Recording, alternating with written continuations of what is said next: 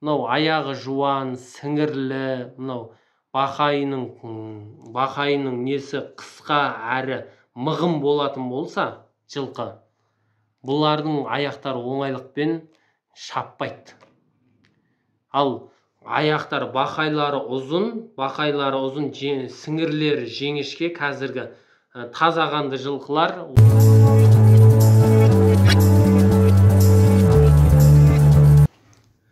Ассалаумағалейкум YouTube көрермендері. Бүгін біз жылқы аяғының аурулары жайлы, себептер жайлы айтамыз.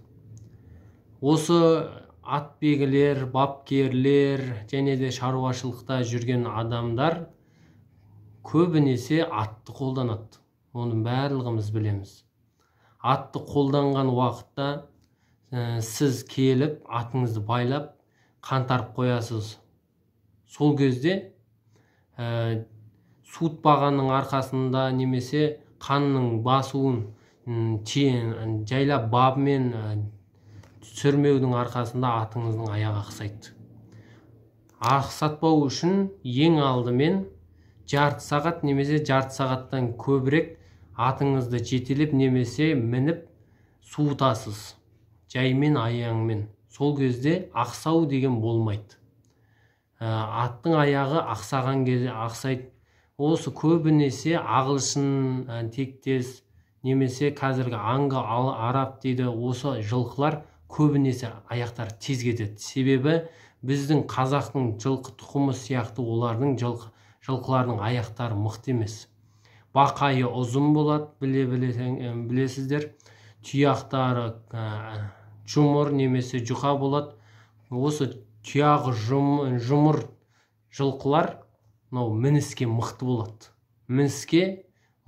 Ал жұқа өзі қарап тұрсаңыздар, қабыршақтары жаңағыдай тасбақаның несі сияқты, аяғының қабыршағы сияқты бөлініп тұрады, бұлар жұқа болып келеді. Ал жұмыр болып, жып-жылтыр, әп-әдемі мүсіні келісіп тұрады. Бұл аттардың аяқтары оңайлықпен кетпейді.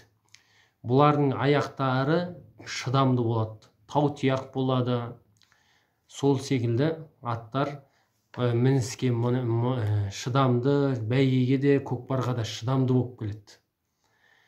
Жаңағы келгеннен кейін суытып, жайлап, байлап қоясыз. Егер де қан түскен жағдайда, сол жағдайда қандату деген болады. Қандатуда сіз жаңа іскен жақтың аяғын қысып, қайттан байлап, қысып, қанын алып, қандатасыз. Оны тәжірибелі атбегілер жасайды. 2 жыл сайын алдын ала жасап тұрсаңыз қандатуды, арнайы бәйге шабатын, көкпар шабатын атыңыздың қандатып, 2 жыл сайын қандатып тұрсаңыз, бұндай жағдайлар аз болады. Күтім уақыты 45 күн болады. 45 күн уақыт күтіндіресіз. Және де сіңірдің желісінен қан алу дейді. Бұл сіңірдің желісінен қан алғанда бәйгеге шауып келген аттың аяғы қатты жерге тиіп шауып бара жатқан кезде табанына зақым тиеді. Табанына қан түседі. Соның арқасында ат ақсайды, аяғы іседі, жаңағындай белгілер болады. Ол үшін сиырдың жас тезегін тұзға араластырып, жаңа орап тастайсыз. Орап тастағаннан кейін оны 7 күн сайын істеп отырасыз. 7 күн ішінде істеп отырасыз. Сол 7 күннің ішінде ауыстырып, қайтадан тұзын ағылып, жас тезекті араластырып, сөйтіп 7 күн бойы істеп болғаннан кейін қандандырасыз. Қандандырғанда тамырды 350-ге дейін, 3 миллиметрге дейін тамырды байқап, жеңіл қандандырып істейсіз. Егер де өзіңіз істей алмасаңыз, тәжірибелі білетін адамдарға істеткен дұрыс. Себебі мынау аттың аяғы басында айтқанда ең маңызды мүшенің бірі. қанаты жоқ құстай болып қалады аяқ құрыса.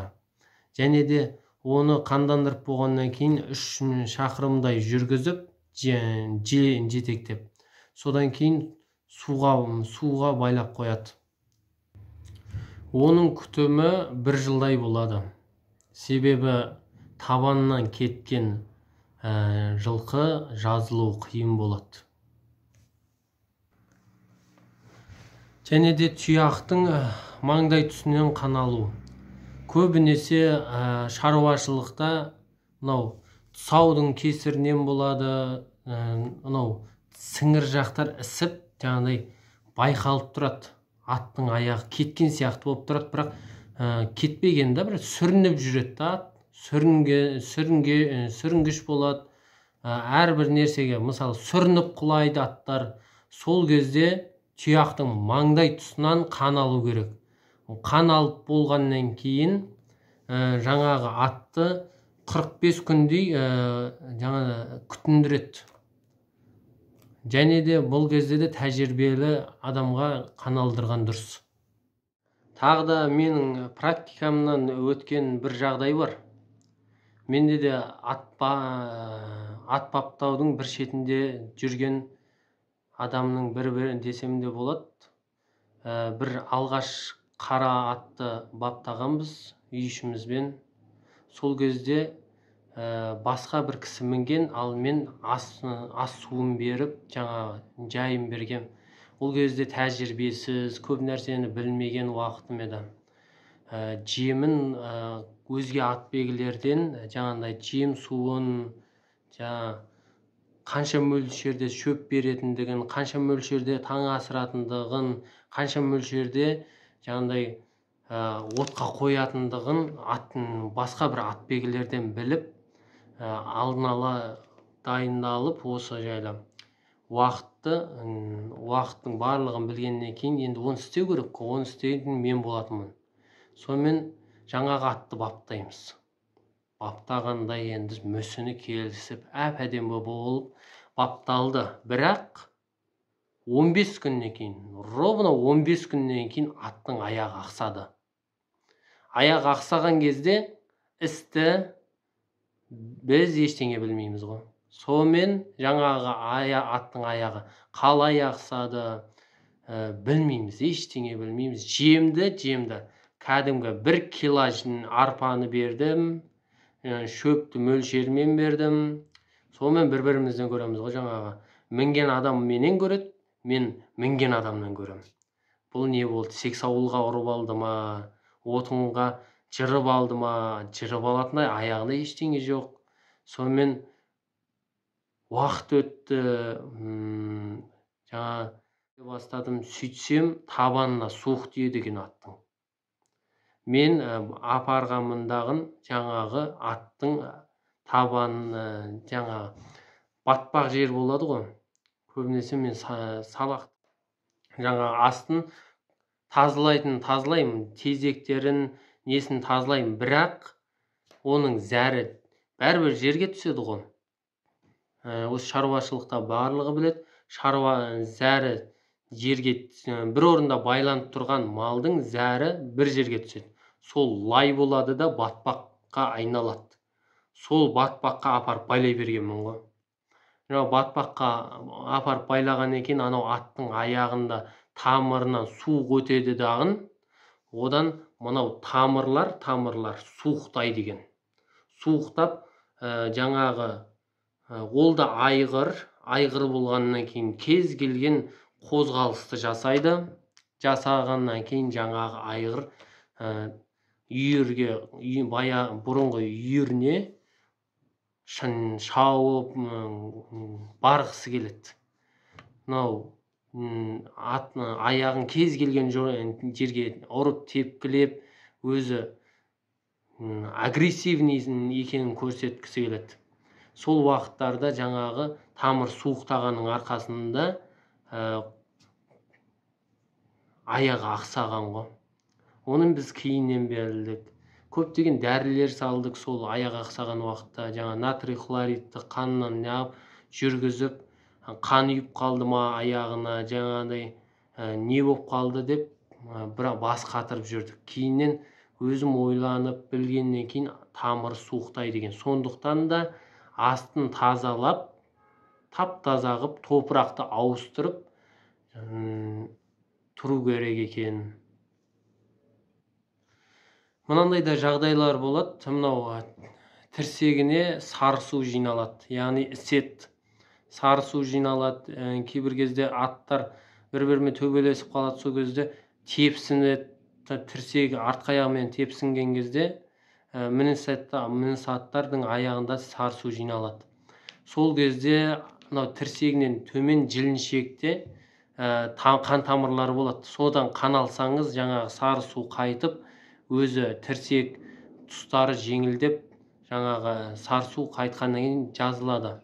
Оны 3 ай немесе 4 айға дейін мінбеу керек. Себебі қан алғаннан кейін артерияда қан мөлшері азаяды, энергия азаяды, бірақ күші қалпында болады. Алайда мінбесе, күтімін жақсы жасаса, тез жазылып кетеді. Баяғыдағы атбегілеріміз аттың баптау әдісінде көбінесе аяққа мән берген. Себебі аяқ олардың қанаты. Аяққа неғанда шабандозға көп нәрсе үйреткен. Мынау ойдан түсіп бара жатқан кезде шаппай түс дейді. Себебі мынау шауып бара жатқан кезде буындары жаңағы неғылады да, ауырсынады дағын, ат аяқтан қалады. Содан кейін қырға шығып бара жатқан кезде де байқау керек. Себебі жаңағы артқы аяқпен серпінген кезде сіңіріне немесе артқы аяқтың буындарына әсер етеді. Бұл аяғы әлсіз жылқыларға тез әсер етеді. Мынау аяғы жуан, сіңірлі, мынау бақайының несі қысқа әрі мығым болатын болса, жылқы, бұлардың аяқтары оңайлықпен шаппайды. Ал аяқтар бақайлары ұзын, сіңірлері жеңішке, қазіргі таза қанды жылқылар, олар тез аяқтан қалады. Себебі шауып бара жатқан кезде мынау тұяқ тұсындағы бақай мен жіліншектің ортасындағы бақай мынау салмақпен алға қарай серпінген кезде тұяқ жерге тиеді ғой. Сол кезде мынау бақай былай жатады. Мынау кейбір аттарда қарап тұрсаңыздар жатаған бақай дейді ғой. Сол жатады дағын, сіңірді қатты жер ұрады. Шашақты ұрады да, содан сіңірге зиян тиеді. Буынға да зиян тиеді ол кезде. Тағы да бір ескеретін жағдай, табаны жұқа жылқылар, олар да аяқтан қалады. Табаны шұңқыр болса, аттың аяғы жұмыр болады. Мынау араб жылқыларында көбінесе шұңқыр, мынау табаны шұңқыр және де не болады?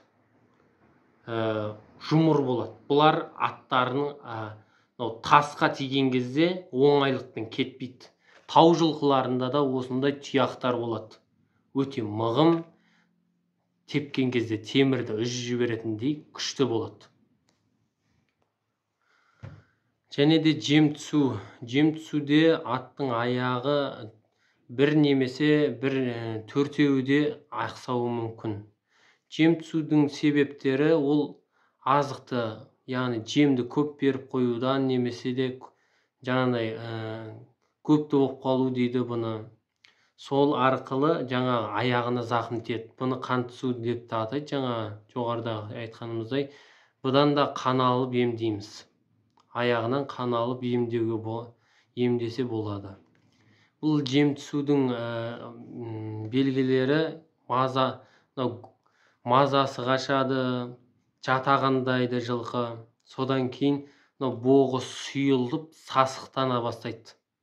Ішкі ағзаларына да зақым тиеді бұл жем түсуде.